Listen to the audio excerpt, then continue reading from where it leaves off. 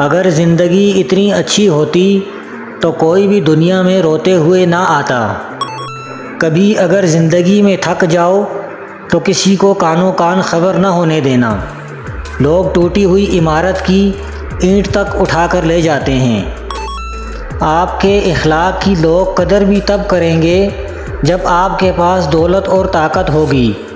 غریب کتنا ہی خوش اخلاق ہو، لوگ اس کے اخلاق کو اس کی مجبوری سمجھتے ہیں۔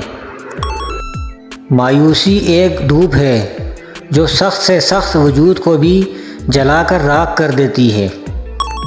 ذمہ داریوں کے ہجوم میں جو چیز سب سے پہلے گم ہوتی ہے وہ بس اپنی شخصیت ہوتی ہے۔ شکست کھانا بری بات نہیں، شکست کھا کر ہمت ہار جانا بری بات ہے۔ لوگ جب پوچھتے ہیں کہ آپ کیا کام کرتے ہیں، اصل میں وہ حساب لگاتے ہیں آپ کو کتنی عزت دینی ہے۔ نصیحت کیجیے مگر شرمندہ نہ کیجیے۔ مقصد دستک دینا ہوتی ہے، دروازہ توڑنا نہیں۔ لوگ اچھا پڑھنے اور اچھا لکھنے والے کو قابل کہتے ہیں، جبکہ قابل وہ ہے جو اچھا سوچے اور اچھا بولے۔ اس شخص کو دوست مت بناؤ جو کسی محفل میں آپ کو شرمندہ کر دے، چاہے وہ مذاق میں ہی کیوں نہ ہو۔ حضرت علی رضی اللہ تعالیٰ عنہ نے فرمایا، 3 سنہری باتیں ہمیشہ یاد رکھو۔ نمبر 1، اس سے ضرور معافی مانگو جسے تم چاہتے ہو۔ نمبر 2، اسے مت چھوڑو جو تمہیں چاہتا ہے۔ نمبر 3، اس سے کچھ نہ چھپاؤ جو تم پر اعتبار کرتا ہے۔ حضرت علی رضی اللہ تعالیٰ عنہ نے فرمایا، تنگ دستی میں سخاوت کرنا، غصے میں سچ بولنا اور طاقت ہوتے ہوئے معاف کرنا بہترین نیکی ہے۔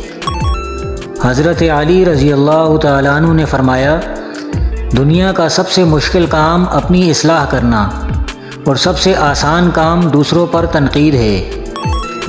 حضرت علی رضی اللہ تعالیٰ عنہ نے فرمایا، زبان کا وزن بہت ہی ہلکا ہوتا ہے مگر بہت ہی کم لوگ اسے سنبھال پاتے ہیں۔ حضرت علی رضی اللہ تعالیٰ عنہ نے فرمایا، کسی کی مدد کرتے وقت اس کے چہرے کی جانب مت دیکھو، ہو سکتا ہے اس کی شرمندہ آنکھیں تمہارے دل میں غرور کا بیج بو دے۔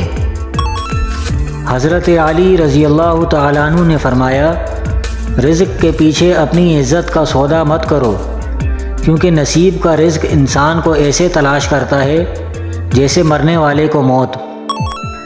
حضرت علی رضی اللہ تعالیٰ عنہ نے فرمایا، اگر تم کسی کو چاہو اور وہ تمہیں ٹھکرا دے تو یہ اس کی بدنصیبی ہے، اور اگر کوئی تمہیں نہ چاہے اور تم اسے زبردستی اپنا بنانا چاہو تو یہ تمہارے نفس کی ذلت ہے۔ حضرت علی رضی اللہ تعالیٰ عنہ نے فرمایا، اپنا سر اونچا رکھو کہ تم کسی سے نہیں ڈرتے، لیکن اپنی نگاہیں نیچی رکھو تاکہ پتہ چلے کہ تم ایک باعزت گھرانے سے تعلق رکھتے ہو۔ حضرت علی رضی اللہ تعالیٰ عنہ نے فرمایا، جو ذات رات کو درختوں پر بیٹھے پرندوں کو نیند میں نہیں گرنے دیتی، وہ ذات انسان کو کیسے بے یار و مددگار چھوڑ سکتی ہے۔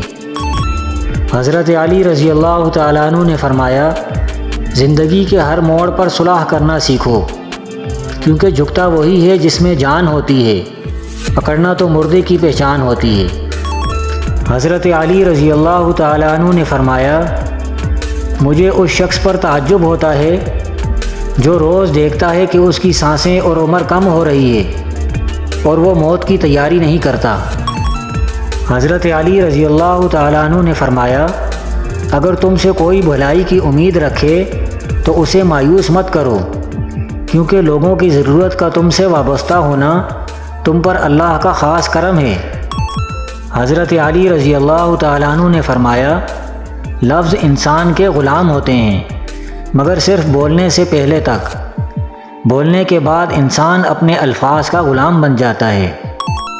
حضرت علی رضی اللہ تعالیٰ عنہ نے فرمایا، ایسی غربت پر صبر کرنا جس میں عزت محفوظ ہو، اس امیری سے بہتر ہے جس میں ذلت اور رسوائی ہو۔ حضرت علی رضی اللہ تعالیٰ عنہ سے پوچھا گیا، یا علی، وہ کون سی عادتیں ہیں جو انسان کے دماغ کو کمزور کرتی ہے؟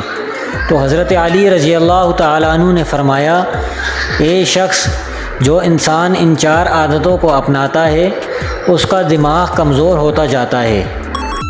پہلی عادت، بار بار تیز آوازیں سنتا ہو یا بار بار زور زور سے بات کرتا ہو۔